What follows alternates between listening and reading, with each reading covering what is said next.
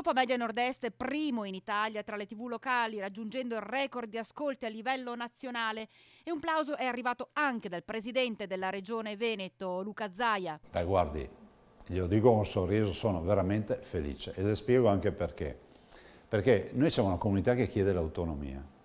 L'autonomia è data da un popolo e se un popolo si riconosce il punto tale che fa diventare la televisione del Veneto la prima televisione italiana, vuol dire che il successo c'è. E dall'altro faccio i miei complimenti all'editore, all'ingegner Yiannakopoulos e al dottore Filippo Yiannakopoulos per quello che hanno fatto, perché io non posso non ricordare, come tutti i veneti, che sono partiti da un appartamentino, e pensare che oggi la prima televisione in Italia tra le private è la nostra televisione Antena 3 in Veneto, Antena 3 Rete Veneta, insomma il network che conosciamo, ci fa ben sperare, e spero che questo sia anche un merito che debba essere condiviso e un successo con tutti i veneti, perché poi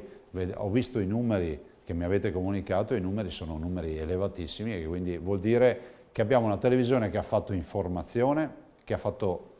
informazione civica, protezione civile, e questo penso che sia un premio meritatissimo, perché poi l'investimento di fare le dirette durante le tragedie, e voi siete sempre stati presenti con Vaia, con la partita dell'alluvione, io posso solo ricordare questo. Se un giorno qualcuno mi chiedesse di parlare di voi, penserei proprio a questo, al fatto che quando c'è un problema in Veneto voi ci siete.